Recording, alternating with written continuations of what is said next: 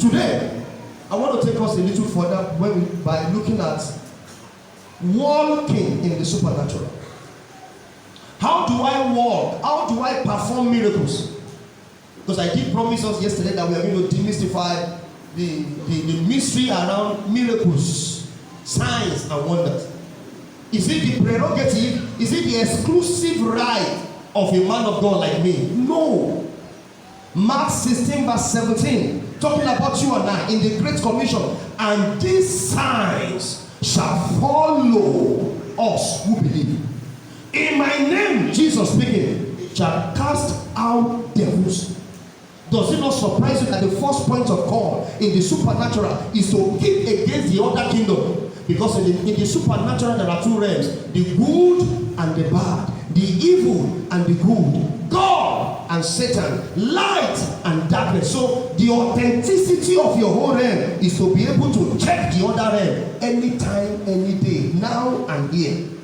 Praise the Lord. I said praise the Lord. John chapter 5, you're going to be very fast this morning. John chapter 5 from verse 1. I want to paint a picture to us this morning. Then we go for the impartation. Then we pray for the children. Then we go. John chapter number 5. And after this there was a feast of the Jews. And Jesus went up to Jerusalem. Verse 2. Now there is at Jerusalem at the sheep market a pool which is called in the Hebrew tongue Bethesda, having 5 porches. Verse 3.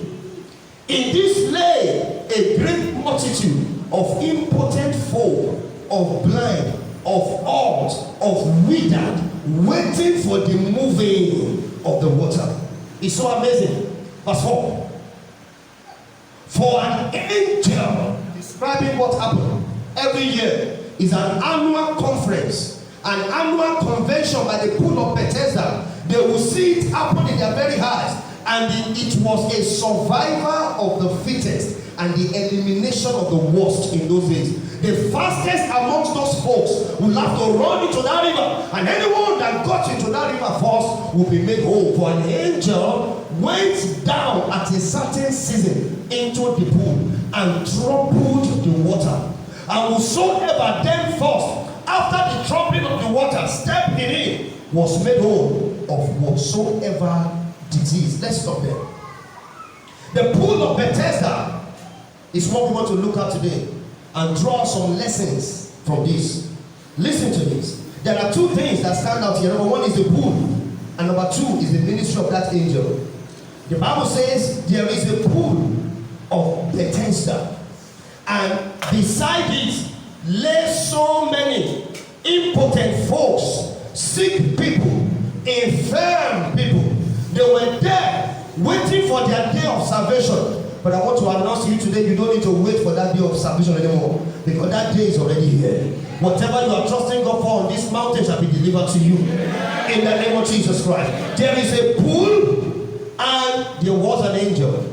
A pool and an angel. The combination of the pool and the angel resulted into unusual miracles, landmark signs and wonders. If you came to the pool of Bethesda with no eye in those days, as soon as you entered that pool, having been troubled by that angel, the Bible says you were going to be made whole. It was so amazing. It was a beautiful sight to behold. So it was a turn. Everybody was taking their turn every year. You can imagine how many people will have been sidetracked. In verse 5, we read the story of a man who has been there for 38 years. He was a man that was impotent. He was a man that was paralyzed. He could not carry himself. That Jesus, that man, my God, Jesus had not even been born when that man had been dead. Remember the story, because he was 38 years by that time. Jesus, when he later died, was 33 and a half. So simple mathematics. So that man was older than Jesus. His problem was older than Jesus in the flesh. Amen. But notwithstanding, when Jesus got there, he said, man, I'm going to change this order. carry your bed. You will need to wait for another year. There's someone under the sound of my voice. You just missed a chance and you are thinking, I will have to wait for another session. I will have to wait for another season. I've come to announce to you, Jesus, you beheld him in your worship. He's here this morning to announce, to say to you, your waiting is over. They said they have given admission to those that they will give admission to. They said they have given that employment to those who are qualified. But I've come to announce to you, the qualifier of all men has just qualified you. They said your ovulation period is over, so you cannot get pregnant again. But I've come to announce to you, the one who was born through the virgin birth without the intercourse of a man and a woman has come to announce to that woman, your time is before now. And in exactly 9 months from now, as the Lord liveth, you shall dedicate your babies. That amen is not born again. A pool and an angel. Let me try to demystify it. The combination of a pool and that angel resulted into miracles. What is a pool today? Remember, Jesus in John chapter 4 promised that there will be a time that anyone who believed in him will have in them a fountain of eternal life, a fountain of water protruding into eternal life. So that pool is that water at salvation. Every one of us at salvation had that fountain, had that pool, had that well inside of us, waiting for the angel to stir it up. Listen, just follow my mathematical equation in the spirit. Now, what is the angel? Who is an angel, first of all? According to Hebrews 1 verse 14, the Bible says, are they not all ministering spirits sent forth to minister to us who are heirs of salvation? So angels are divine messengers. Hallelujah. Angels are what? Divine messengers. So an angel is a messenger of God. So anytime you have the pool, remember the pool is inherent. Where's the pool? At Bethesda. Where's the pool? Inside me. So the pool is not a swimming pool anymore. It's not even a waterfall anymore. The pool is where? In me. Fountain of living waters. Now what is the angel? Pastor, I've seen the pool. I have highlighted the pool. You have shown me the pool. Now where is the angel? Now listen to me. Psalm 107 verse 20. If you can be very fast. Psalm 107 verse number 20. The Bible says, God sent his word.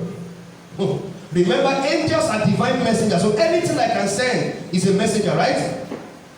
What does God send in Psalm 107 verse 20? He sent his word. And what does that word do? He heals them and delivers them from their destruction. I'm getting to my extrapolation of equation now. Look at this. The pool is inside of me. The waters in me. Now, the messenger, which is the angel, is the word of God. So anytime I have a sent word from God coming on my inside to stir up the waters in me, a miracle must happen. Get it very well. I say it again. Anytime the word of God comes, remember, if he called them God, unto whom the word of God came, are you getting something? Then I said, you are gods. They didn't become gods by creation. They became God by the sent word. For in that word was life, and that light was the light of men, and that light lighted every man that cometh to this world. And that light shined so much in darkness, and darkness could not comprehend it. Somebody shout hallelujah. Hallelujah. So anytime I want a miracle to happen in my life, anytime I want to walk in the supernatural, I must realize I have what it takes in me. Can you touch your belly and say, out of my belly? It's making sense to you what Jesus said in John chapter 7 verse 37, that on that grave, the last day of the feast, Jesus stood and said, he that believeth in me, as the scripture has said, out of his belly shall flow rivers of living water. Touch your belly and say, out of my belly shall flow, is flowing rivers, fountain of the supernatural. I have in me what it takes to walk in the supernatural. I will stir it up by the word of God. Simple. So that equation comes again. Fountain of water within me plus word, sent word, equals to what? Supernatural realms. Anytime you want to see supernatural in any area of your life, just realize you have it in you. And because you have it in you, you need to stir it up. Why do we need to stir it up? The virtues are already settled. Just as the healing virtue, the deliverance virtue, signs and wonders virtue were in the pool of Bethesda, but needed to be stirred up. Get me? By that angel. But that angel's own was once in a year, so limited. But today you can stir your own any time of the day. Now you realize when you wake up in the morning and you begin to blast in the Holy Ghost. As you blast for 30 minutes, 1 hour, something about your atmosphere, even from beyond you, begins to change. You know, not just me changing now, my environment is changing. Because prayer changes the person praying and also changes his environment. Prayer changes things. All I've come to declare to you is that the word of God is God's messengers as those angels. It takes the steering of the rod, the steering rod of the word. Now let's go back to the Bible. Remember in Exodus 4 verse 17. Exodus 4 verse number 17. Give that to me please. Exodus 4:17. When the Lord was going to commission, as far as the Bible is concerned, the first waterman who operated in the realm of signs and wonders was not even Abraham, was Moses. Moses, the symbolic man for the prophetic. It was not Abraham. It wasn't even Noah. As powerful, as referential as their life was, but the greatest man that started miracle signs and wonders that God instituted it through him was Moses. Now look at it, Exodus 4:17. And thou, God speaking to Moses now, shall take this rod in thy hand. I'm going somewhere because all of us are going to use this rod to command Nigeria and to command our situation after now. But I need to create an understanding so that you will do it with understanding and not just religion. You are going to look at your life for the first time and say, no, this marital crisis is over. For when he made them in peace. And he looked at what he made and he said, it was good. So where is this marital crisis coming from? When he made them rich, not poor. So where is this broke, being broke coming from? This up today, down tomorrow, where is it coming from? And thou shalt take this rod in your hand, wherewith thou shalt do signs. What do you do signs with? The rod in your hand. But when Moses died, that ministry ended because the Lord made sure that rod was kept in the tabernacle. We will look at that some other day.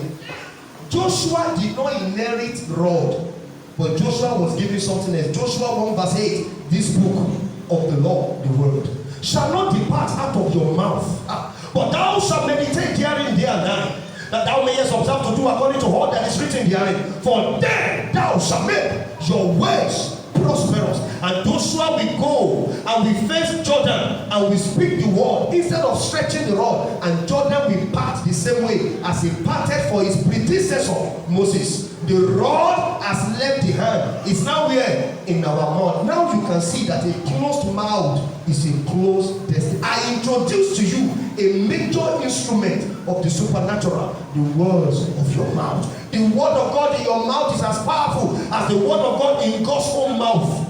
And God said, Genesis 1 and verse 31, and God saw. Anything you keep saying, you are obliged to have. May you see results, new results, results that will defy economics, that will defy fiscal policies in Nigeria. May you see results this season. We see the metamorphosis of that rod. I'm doing a deep study now. Isaiah 11 verse 1. So that you will say, how did the rod disappear and became word? I'm showing it to you. Isaiah 11 verse 1. And there shall come forth a rod out of the stem of Jesse, and a branch shall grow out of his roots. There shall come a rod, the Bible says, out of the stem of Jesus. This is messianic prophecy. Talking about Jesus Christ. Somebody shout hallelujah. So Jesus is that rod, right? From the stem of Jesse, it was the branch that grew out of his root. And in verse 2, look at verse 2, so that you will know it's not just talking of ordinary rod. The Spirit of God coming upon that rod. Now look at this. And the Spirit of the Lord shall rest upon it. Him. So the rod in verse 1 became him in verse 2, which means he wasn't talking about an ordinary rod. He was just using the rod of Moses as a reference, because everything that you saw in the Old Testament, you will see again in the New Testament. And we, in this present day world, can manifest the same thing today, even now and here. Are you with me? And the Spirit of the Lord shall rest upon him, that rod. The Spirit of wisdom and understanding, the Spirit of counsel and mind, the Spirit of knowledge and of the fear of the Lord. Verse 3. And he shall make him of quick understanding. Why? The Spirit of God has rested upon the rod who has become Jesus Christ. So according to John chapter 1, verse 1, in the beginning was the Word, and the Word was God, and the Word was with God, and the Word was God. By him all things were made. Outside of him nothing was made that was made. In him was life, and the life was the light of men. And that light shineth in darkness, and darkness comprehended it not. You read that to verse 5, you will see Jesus is the living rod. So that rod in the hands of Moses is equivalent to the word Jesus, and equivalent to the word in our own mouth today. But let's see something. You can't just carry the whole Bible, 66 books, 39 books of Old Testament, and 27 books of New Testament, and use it for signs and wonders. It doesn't work that way. There is a word called sent word. Say sent word. The word that is sent for you, even though we are in this same service now, may not be the word sent for me. Yet it is still the word of God. So John chapter 2 verse 5 gives us an understanding of the part of the Bible that works signs and wonders, that makes us to walk in the supernatural. It is called the Rhema, the word that is spoken to you in that situation of your life. It may not make sense, it may defy logic, as the one in John 2 verse 5. Show me that. Defied logic. Listen very well if you have not been listening. Look at the rod in John 2 verse 5. This was the very first miracle according to the Gospels, the Synoptic Gospels, about Jesus Christ. The very first miracle of Jesus Christ. Before now, he had not healed headache. Before now, he had not healed backache. Before now, he had not done anything to anything. But look at the first miracle. He gave us the example and the pattern. What is the pattern? They came to Jesus. They came to Mary, the mother of Jesus. You carried this guy in your womb for 9 months. You backed him on your back for so many months. You breastfed him. We know you as the mother of Jesus, the virgin mother of Jesus. There must be something you have seen about him. We are about to see shame in this reception. Wine has finished. It's like saying in a wedding party, food just finished around 1 p.m. When you just started by 12 noon, you know shame is imminent. The MC went to Mary, do something. Oh, you are the mother of Jesus. We can't go and meet Jesus. We are too afraid of him. And Mary said, don't worry, I will tell him. And Jesus replied his mother. It's so amazing the way Jesus replied his mother. What do I have to do with you, mother? My time has not come. It was as if himself and the father had a timetable. When this thing begins to happen, begin to do miracle. Long story made short, Mary told them something. He has refused to do anything. But anything, oh my God, give me that scripture. His mother said to the servant, whatsoever he said unto you, just do it. And guess what he said unto them? Can you remember? He told those servants, if you can give me the scriptures following, go and fill pots. You will see 6 jar pots there, 6 clay pots, 6 clay pots. Go and fill them with water. Jesus, we needed wine. You are telling us to get water. Whatever he tells you to do it. As we release this mantle today, whatever the Holy Ghost puts in your mind, do. Maybe your tithe has not been working. I've seen that. Maybe your tie has not been working well. Tie it around. When the Holy Ghost says tie it around, once it agrees with your mind, with your spirit, not your mind. Once it agrees with your spirit, tie it there. Anytime the baby is sleeping, tie the mantle there. You go and watch the Holy Ghost perform the rest. Maybe you have been having nightmare of serious proportion. You just put it under your pillow and sleep. I told you the testimony yesterday. Someone that was afflicted by giant flies, house flies. And I just said, okay, this one is coming straight from my body. For aprons and handkerchiefs were taken from the body of Paul. And special miracles, Acts 19 verse 10 to 11, were wrought by the hands of Paul. And I said, just put it on the burglary of your window. Let me see the house fly that will dare that anointing. Hello? Because the anointing can be replicated in anything.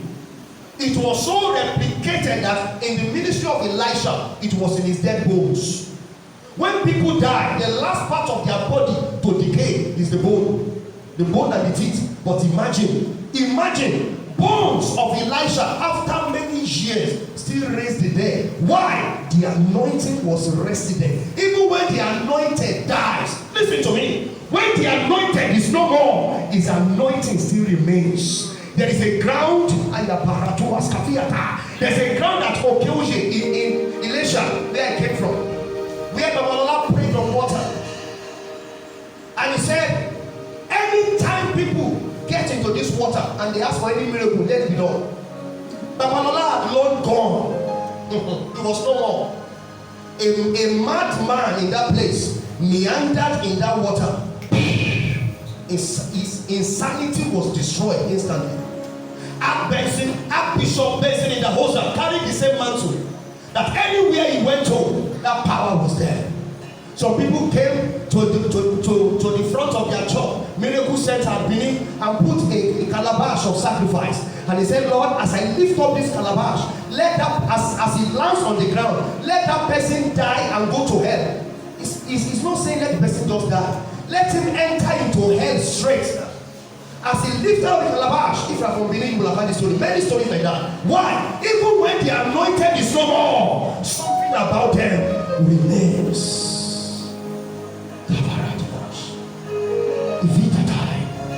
Whatever he tells you to do it. Divine instruction is the rod for the supernatural. Look at Hosea chapter 14 as we go to pray.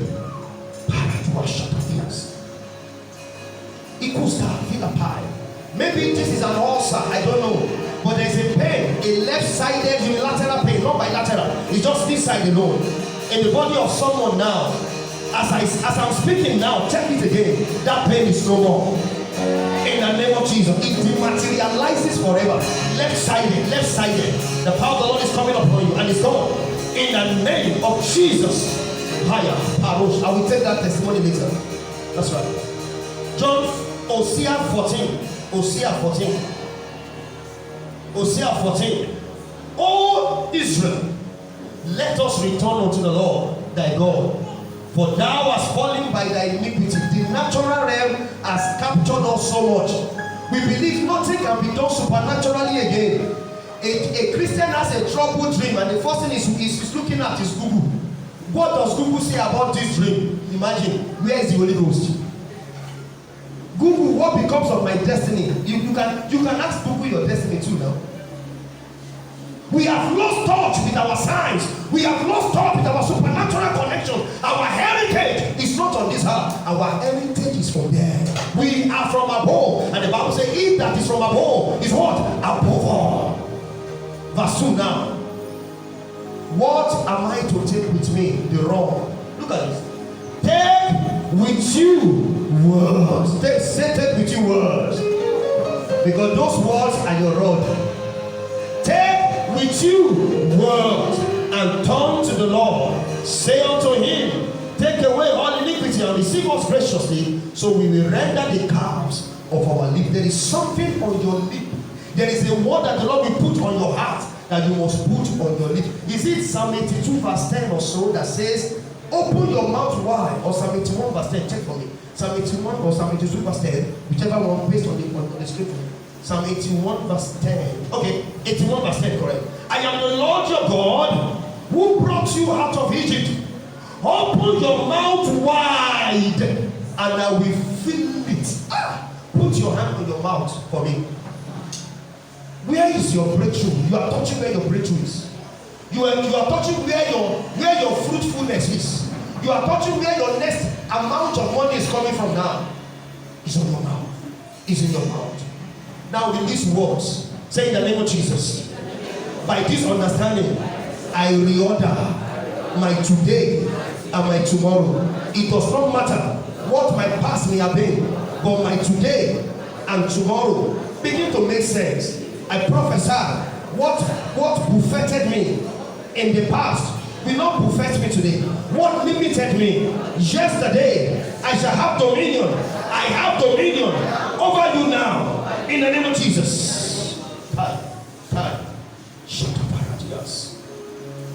I'm so glad that in the gift of the Spirit, 9 of them that Paul the Apostle explained to us in 1 Corinthians 12, there is no gift of the Spirit called the gift of miracles. Listen to me. There is none of those 9 gifts called the gift of miracles. Or is there anyone? Tell me. I have not been reading my Bible, so maybe you know better. Is there anyone? No. But there is one called the working of miracles, which means miracles are worked. Say miracles are worked. You can work one. It doesn't have to be pastor all the time. You can work one. And you should be walking them every day of your life. And this, except the writer of this place, the Holy Ghost, is lying. Mark 16, verse 20. The Bible says, and God was walking with them, confirming the word with signs following. Remember the signs. Mark 16, 17. And these signs shall follow them that believe in my name. As long as you can use the name of Jesus. Philippians 2, verse 9. Whereof God has highly exalted him and has given unto him a name that is above every name. That at the name, not the mention, at the name is a location in the spirit. It's an office, it's an headquarter in the spirit. At the name, not just the mention of Jesus, every knee should bow, every tongue must confess of beings in heaven, even angels, cherubims and seraphims of glory, the 4 living creatures, the 24 elders, of beings in heaven, of beings in the second heavens, satanic headquarters in the realm of the host, they bow, of beings on the head and of things underneath the earth, and every tongue must confess that Jesus is the Lord. I prophesy as you open your mouth this morning, may you begin to see instant results. What is the gift of the working of miracles? It is taking advantage of divine instructions to operate the supernatural here and now. I've seen this in my own life. For instance, people have called this, and the first thing that comes to my mind most of the time is water. Get a bottle of water, get a cup of water. On the phone, I don't have to see the water. You have the water in your head. Because in the spirit realm, there is no distance, there is no barrier. As I pray on the phone, it enters the water wherever you are in the world. It has happened in Australia, it happened in Canada, it happened in Lagos, it happened in anywhere. It will happen anywhere. It's a covenant.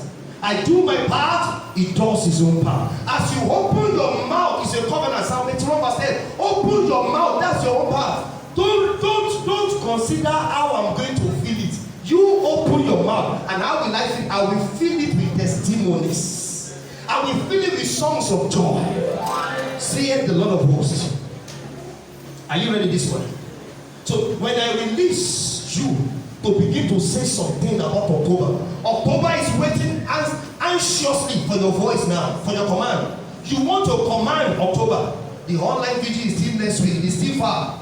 So it's not today. So don't wait until we have the vigil. You can command October here and now. And as we command those 31 days, you will see excellent signs and wonders in your life. For God said and God saw, in the name of Jesus. What is my counsel as I begin to close? Number 1, take God at his word.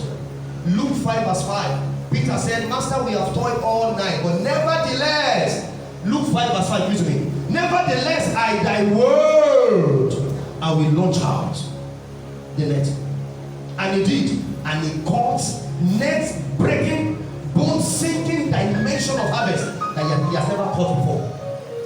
Take God at his word. If the Lord said, none shall be barren in my house, believe you are in the number of the fruitful. You can't can't be a family to Michal, the daughter of Saul, who despised David. That was the only barren woman in the Bible.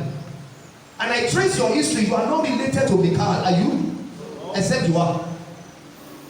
If you are not permitted to be barren in the land of the living. No inhabitant of Zion shall say, I am sick.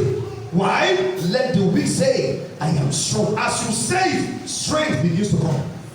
Healing is a process. It may not be instant, but you begin to see the changes immediately. I want to release you to declare concerning October, concerning Nigeria, and concerning your life. Number 2, pray for the miracle of opening of eyes and ears. These instructions will not just be something that you will just see anyhow. You have to open your eyes. You can be reading 20 chapters of the Bible daily because of competition. We have done that before. My friends and I, we wanted to see who will finish the Bible most times in a year. So we kept reading, and guess what? We're just getting knowledge, no wisdom. Amen. Our life, and we began to look for comprehension, understanding of what we are reading. May the Lord give you understanding. Amen. Give me Psalm 119 verse 18, talking about open my eyes to behold wondrous things out of the Lord. He had to open your eyes. He had to open your eyes. In Luke 24, some disciples on their way to Emmaus, the Bible said their eyes were holding. They could not see it was Jesus. Even though he was expounding the scriptures for them, he began from the prophet, from the law to the prophet, and to the Psalms, talking about himself, but they did not discern him. But when they sat at prayer, their eyes were open and Jesus vanished. May your eyes open this morning. Can you pray this prayer? Say, open my eyes that I may behold wondrous things. Put your hand around your heart. Say, open my eyes, O Lord. Say, Spirit of wisdom and revelation, Holy Ghost of the living God, Spirit of the living God, open my eyes to behold wondrous things out of your book, out of your law, in the realm of the Spirit. When I sleep, when I am awake, when I am driving, when I am at work, oh, open my eyes to behold wondrous things from the Lord. Number 2, open my ears. Isaiah 30 verse 21. As your eyes need to open, your ears need to open. You will not be deaf anymore.